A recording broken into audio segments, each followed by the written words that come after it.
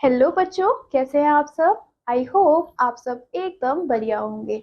Welcome to your science class. So in previous class हमने अपने chapter number 3 को पूरा कंप्लीट कर लिया था एंड आई होप कि आपने उस चैप्टर को अच्छे से रिवाइज भी किया होगा।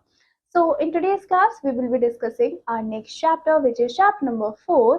और chapter number 4 में आज हम बात करने वाले हैं combustion and flame, राइट। तो बच्चों, आप जब किसी भी चीज को जलाते हो तो आपने एकदम से एक फ्लेम जलती हुई देखी होगी, राइट। तो वो फ्लेम कैसे जलती है, उसके लिए कौन कौन से गैसेस रिस्पॉन्सिबल होते हैं, कौन कौन से फैक्टर रिस्पॉन्सिबल होते हैं, वो सारी चीजें हम आज के चैप्टर में पढ़ने वाले हैं। तो बच्चों, let's move forward with the chapter. तो वार्म अप के लिए बच्चों आपको दिया गया है एक एक्टिविटी। आपको क्या करना है, look at the pictures carefully. आपको बहुत केयरफुली पिक्चर्स को देखना है। Each of them shows something burning. हर एक पिक्चर क्या दिखा रहा है कि वहां पे कुछ ना कुछ तो बर्न हो रहा है। Let us observe what happens during burning process. तो आपको क्या करना है, आपको ऑब्जर्व करना है कि बर्निंग प्रोसेस जब होती है तो कौन कौन सी चीजें अकर होती है। Answer the following questions. अब यहाँ पे आप कुछ क्वेश्चंस गिवन है। For example in first questions, what happened when these fuels were burn. अब हमें पूछा है कि क्या चीजें होती है जब ये फ्यूल बर्न होती है। तो यहाँ पे हो रहा है बच्चों कंबशन, विच मीन्स कि क्या हो रहा है, जो फ्यूल है वो कॉन्टैक्ट में आ रही है विद ऑक्सीजन और वो फ्लेम बन रही है। उसी को हम क्या बोलते हैं, उसी को हम कंबशन के नाम से जानते हैं। What do you observe during the burning process. अब बच्चों यहाँ पे आपको बर्निंग प्रोसेस दिख रही है, तो आप क्या ऑब्जर्व कर सकते हो कि बर्निंग से बहुत ज्यादा लाइट आ रही है, बहुत ज्यादा हीट आ रही है, फ्लेम्स आपको दिख रहे हैं। तो आपको ये सारी ही चीजें ऑब्जर्व करनी है और यहाँ पे लिखनी है।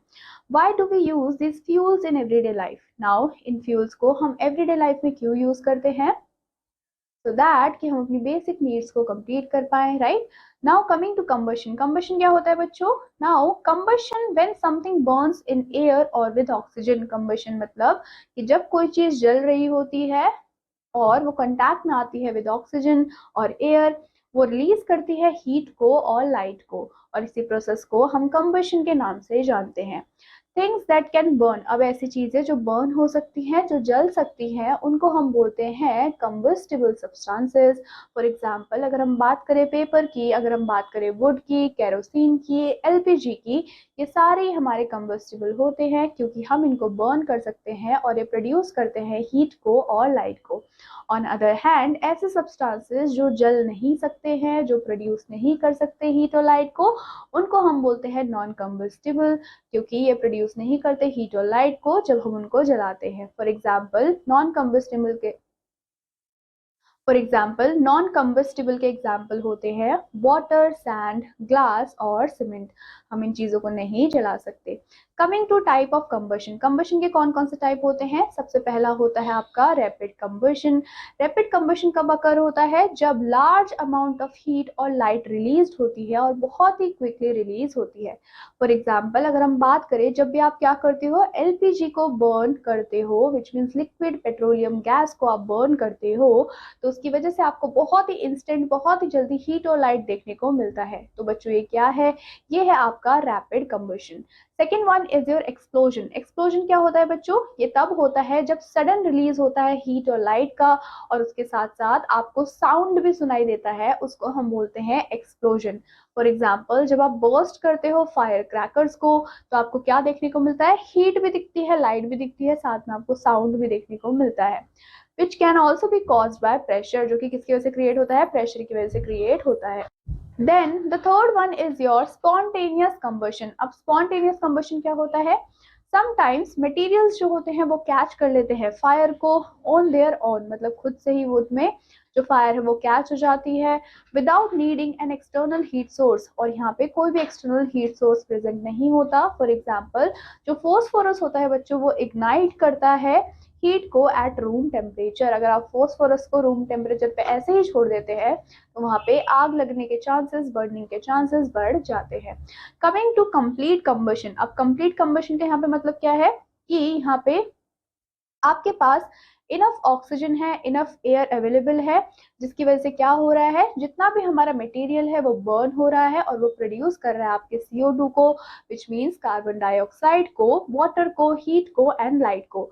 इसी को हम बोलते हैं कंप्लीट कंबशन। फॉर एग्जाम्पल, अगर हम क्या करते हैं, अगर हम बर्न करते हैं या फिर लिट करते हैं कैंडल को, and disappearing completely is a result of complete combustion. एक इसका रिजल्ट होता है बच्चों कंप्लीट कंबशन का। Second one is your incomplete combustion. अब बच्चों इनकम्प्लीट का मतलब क्या है कि जो प्रोसेस है वो पूरी नहीं हो पाई है, राइट, विच मीन्स कि यहाँ पे कार्बन डाइऑक्साइड प्रोड्यूस नहीं हो पाया है।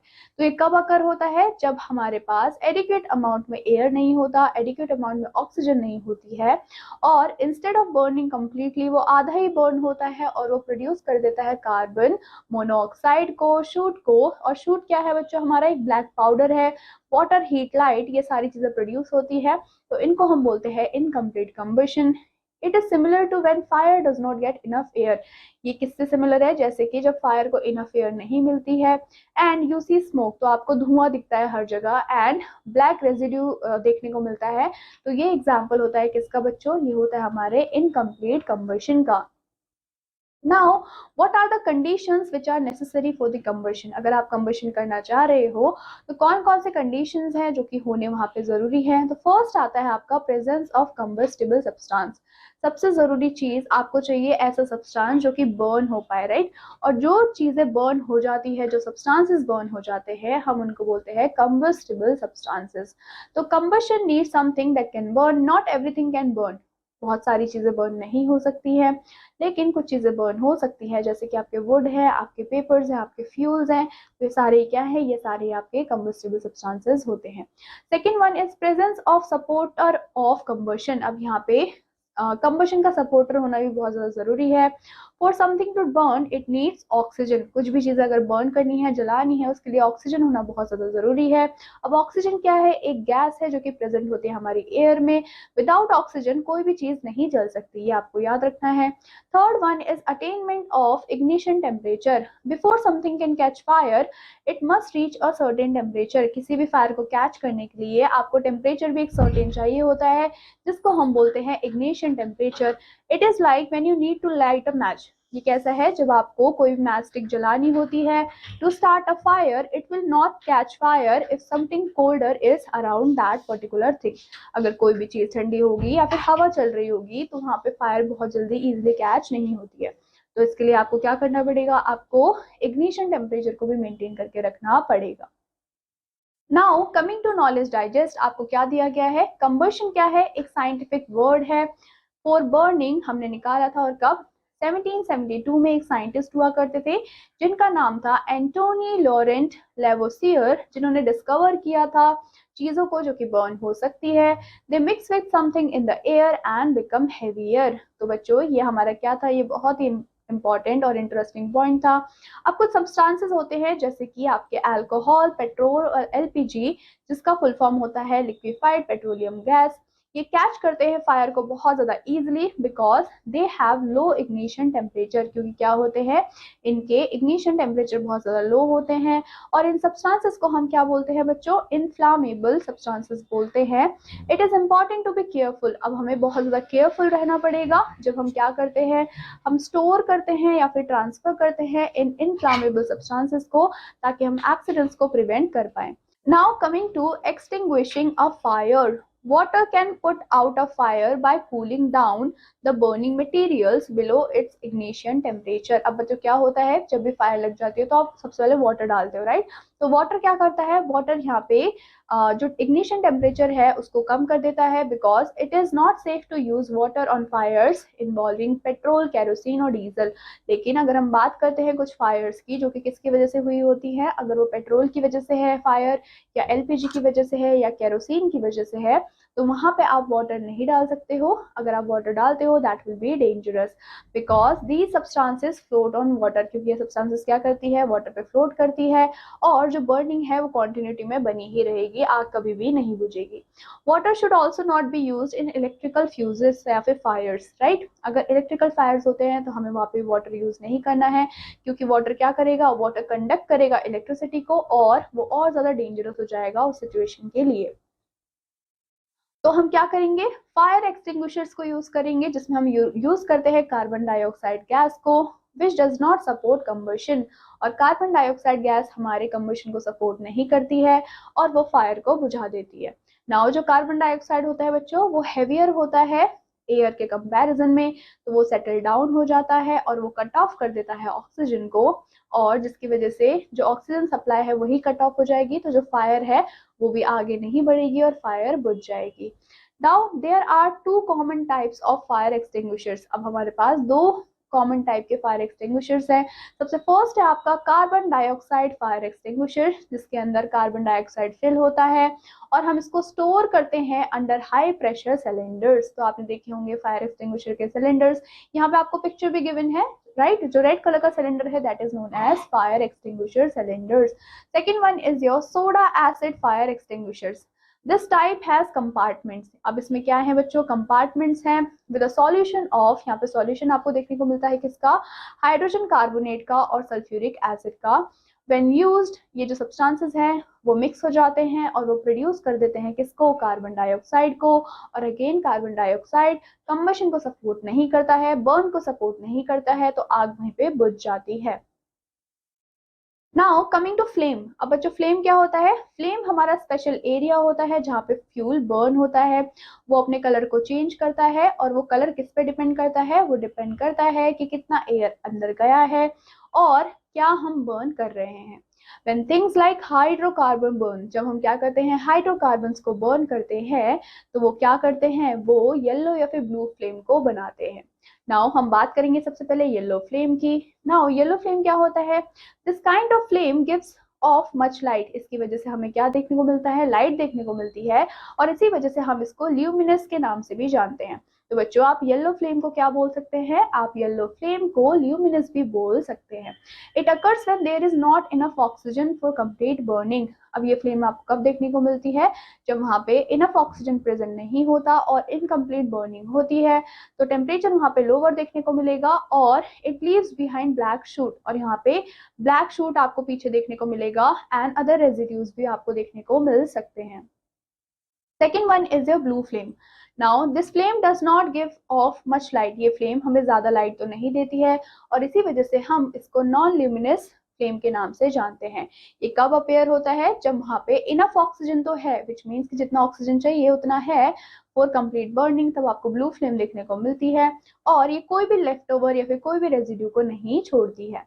Have you ever noticed that a candle flame is not at all same color? आपने कभी नोटिस किया है कि जो कैंडल की फ्लेम होती है वो सेम कलर की नहीं होती है, लेकिन आपको डिफरेंट डिफरेंट कलर्स देखने को मिलते हैं। Let us explore why this happens. अब हम क्या देखने वाले हैं कि हम देखेंगे कि उसके डिफरेंट डिफरेंट कलर्स क्यों होते हैं। Coming to zone of a candle flame. A candle flame has three main part. उसके कितने मेन पार्ट होते हैं, थ्री मेन पार्ट्स होते हैं और जोन्स होते हैं, डिपेंड करता है कि कितना एयर वहाँ पे अवेलेबल होता है। तो जो हमारा सबसे फर्स्ट पार्ट होता है वो होता है हमारा आउटर जोन, जो कि हमारा ब्लू कलर का होता है। ये हॉटेस्ट पार्ट होता है फ्लेम का, आप ये याद रखेंगे। Here the wax vapour burns completely. यहाँ पे जो वैक्स वेपर है वो कम्प्लीटली बर्न हो जाता है, क्यों होता है, क्योंकि उसके पास इनफ ऑक्सीजन वहाँ पे प्रेजेंट होता है। नाउ ये जो जोन है बच्चों, ये हमें बहुत ही कम लाइट देता है। Second one is your middle zone, जिसको आप येलो जोन के नाम से भी जान सकते हो। The middle part of the flame is less hot. ये लेस हॉट होता है then as compare to outer zone due to insufficient oxygen. जो हमारा वैक्स वेपर है, क्योंकि यहाँ पे ऑक्सीजन प्रॉपरली नहीं मिलेगा, तो जो हमारा वैक्स वेपर है बच्चों वो कंप्लीटली बर्न नहीं हो पाता है, जिसकी वजह से आपको येलो कलर की फ्लेम हल्की सी देखने को मिलती है। This zone gives off most the light. आपको ये जोन क्या करती है, बहुत सारी लाइट को प्रोवाइड करती है। Third one is your inner zone. Inner zone को आप ब्लैक जोन के नाम से भी जान सकते हो। ये सबसे ज्यादा कूलेस्ट पार्ट होता है फ्लेम का end there is almost no oxygen here. यहाँ पे आपको ऑक्सीजन ना के बराबर देखने को मिलेगा। तो जो वैक्स वेपर है वो बिल्कुल भी बर्न नहीं होता है और ये अनबर्न ही रह जाता है और ये लाइट को भी एमिट नहीं करता है। इसकी वजह से ये जो जोन है वो कम्प्लीटली आपको डार्क या फिर ब्लैक देखने को मिलता है और इसी वजह से इसका नाम भी ब्लैक जोन पड़ा। Now coming to combustion of a wax candle. When we look closely at a candle flame, जब हम क्या करते हैं कैंडल फ्लेम को बहुत क्लोजली देखते हैं तो हम कुछ इंपॉर्टेंट थिंग्स को नोटिस भी करते हैं। The wick is like the fuel for the flame. जो विक होती है वो क्या होती है? वो फ्यूल होती है फॉर द फ्लेम। ये बर्न होती है और हमें हीट और लाइट देती है। जो वैक्स होता है नियर द विक वो मेल्ट होता रहता है, वो लिक्विड में कन्वर्ट हो जाता है क्योंकि वहां पे जो फ्लेम है उससे हीट प्रोड्यूस हो रही है। जो स्मॉल पार्ट होता है विक का near the flame does not burn, वो बर्न नहीं होता है। It helps draw up more liquid wax, और किसमें हेल्प कर रहा है? ताकि और ज्यादा लिक्विड वैक्स वहां पे आता रहे और जो फ्लेम है वो जलता ही रहे। The melted wax around the base of the wick form a solid cup. जो हमारा बेस है वहां पे आपको विक की एक सॉलिड कप देखने को मिलती है, जो कि क्या करता है? जो कि सपोर्ट करता है कैंडल को और लिक्विड वैक्स को, ताकि वो एक ही जगह पे रहे और इधर उधर ना हो। Beside the wick, the vapor from the melted wax also burn। अगर हम विक की बात करते हैं तो विक के साथ साथ जो हमारे मेल्टेड वैक्स होते हैं वो भी बर्न होते हैं और वो मिक्स हो जाते हैं हमारे एयर के साथ, और हमारे जो फ्लेम है वो उसी के अंदर कंज्यूम हो जाते हैं। When you bring a lit match close to the wick, जब आप क्या करते हो? आप किसी भी मैच स्टिक को जब आप विक के पास लाते हो, just after blowing out the candle, जो हमारा फ्लेम है वो रीइग्नाइट हो जाता है। वो क्या कर देता है? वो विक को रिग्नाइट कर देता है, because there are still vaporised wax, क्योंकि वहां पे अभी भी थोड़ा बहुत वेपोराइज्ड वैक्स प्रेजेंट होता है। वैक्स मॉलिक्यूल्स प्रेजेंट होते हैं एयर में और वो क्या करते हैं? अगेन फायर को कैच करने के लिए रिस्पॉन्सिबल होते हैं, राइट? तो हमने क्या देखा? हमने यहाँ पे देखा combustion of a wax candle. तो बच्चों that is all about today's class. तो आगे के जो हमारे टॉपिक्स है वो हम कंटिन्यू करेंगे अपने नेक्स्ट क्लास में। Till then take care and bye bye.